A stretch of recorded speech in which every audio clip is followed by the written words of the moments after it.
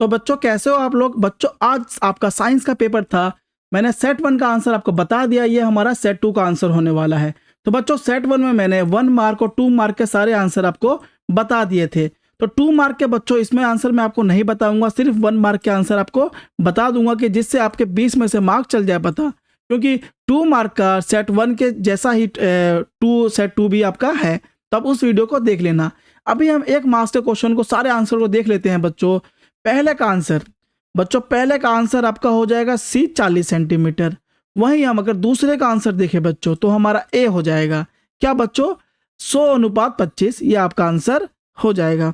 वहीं बच्चों अगर हम थर्ड क्वेश्चन का आंसर देखते हैं, जो थर्ड क्वेश्चन हमारा क्या है बच्चों, इसका गुलाब और केले जैसे पौधों ने निम्नलिखित में से किससे उत्पन्न करने की क्षमता खो दी है? तो भाई 20 से ये नहीं उग पाते हैं। चलो भाई, वहीं अगर फोर्थ का देखें बच्चों तो क्या हो जाएगा ग्लेशियर। ये हमारा एक रासायनिक अभिक्रिया बिल्कुल भी नहीं है, इंग्लिश में बोले तो केमिकल रिएक्शन ये नहीं है। वहीं अगर हम पांचवे का देखें कि वह गुण जिसके कारण किसी ठोस पदार्थ को तारों से खींचा जाता है, वो क्या होता है बच्चों?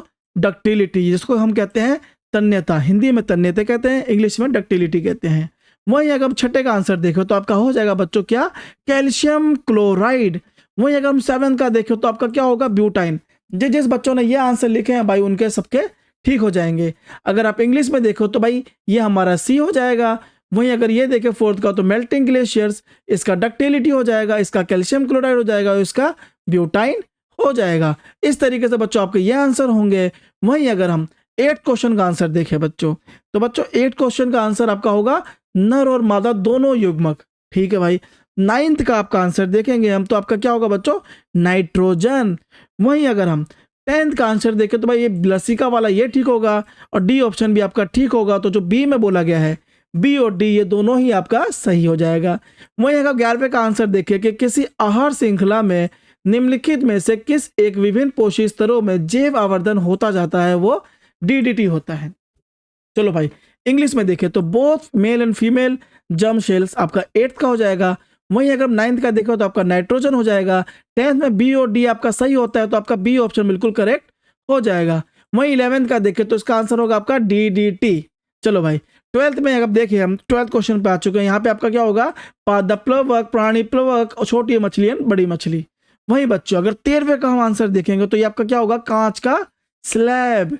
वहीं बच्चों अगर 14वें का आंसर देखें तो भाई जो बच्चा 9 लिख के आया है उसका भाई बिल्कुल ठीक हो जाएगा। अब भाई 15वें क्वेश्चन पे बच्चों आ चुके हैं। 15वां क्वेश्चन, इसका आंसर आप कमेंट में बताओ मुझे कि आप क्या लिख के आए हो। मैं आपको कमेंट में पिन करके बता दूंगा कि इसका आंसर क्या है। चलो भाई 16वें क्वेश्चन पे आते हैं हम तो हमारा क्या हो जाएगा बच्चों? 440 ओम। चलो अगर 12वें का देखें तो डी होगा। 13वें का देखें तो क्या होगा बच्चों? Glass slab. 14वें का देखें तो क्या होगा भाई? डी यानी 9। इसका भाई होमवर्क है आपका, मुझे कमेंट में बताना। और भाई 16वें का देखें तो 440 ओम। चलो बेटा 17वें का देखते हैं। भाई ये अच्छे क्वेश्चन थे। 17वें में आपका जो बी ऑप्शन होगा बच्चों कि जो हमारा अभिकथन है वो सही है, लेकिन जो आर है वो इसकी सही व्याख्या नहीं करता। मतलब रीजन और एक्सप्लेनेशन असर्शन दोनों ही सही है आपका, लेकिन ये इसकी सही व्याख्या नहीं करता। तो 17वें का हमारा बी हो जाएगा बच्चों। और वहीं अगर 18वें क्वेश्चन पे है तो 18वें में आपका ए होगा कि भाई जब पक्षमाभी पेशियां सिकुड़ती है तो नेत्र लेंस पतला हो जाता है। पक्षमाभी पेशियां नेत्र लेंस की क्षमता से नियंत्रित करती है। तो ये आपका ए हो जाएगा, ये आपका बी हो जाएगा। वहीं अगर 19 देखें तो 19 आपका बी होगा बच्चों कि भाई दोनों ही सही है, कारण अभिकथन दोनों ही सही है और भाई इसकी जो कारण है इसकी सही व्याख्या नहीं करता है। वहीं अगर हम 20वां देखें तो भाई 20वां आपका ए होगा कि भाई ये सही व्याख्या करता है और ये दोनों ही सही आपके हो जाएंगे। वहीं अगर इंग्लिश में देखें बच्चों तो 17वें का आंसर आपका बी होगा, 18वें का आंसर आपका ए होगा, फिर इसका बी होगा और इसका ए होगा। तो भाई यहाँ पे बच्चों हमारा सेट 2 का आंसर हो जाता है।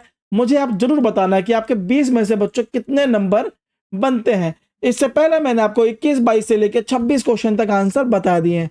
अगर आपको पूरा ही सॉल्यूशन चाहिए, पूरे पेपर का सॉल्यूशन चाहिए जो कि 2 घंटे की वीडियो बनेगी लगभग, तो मुझे कमेंट करके बताना। अगर आप वीडियो पर 400 लाइक और 50 कमेंट कर देते हो तो मैं जरूर आपके लिए पूरे ही पेपर का सॉल्यूशन ला दूंगा।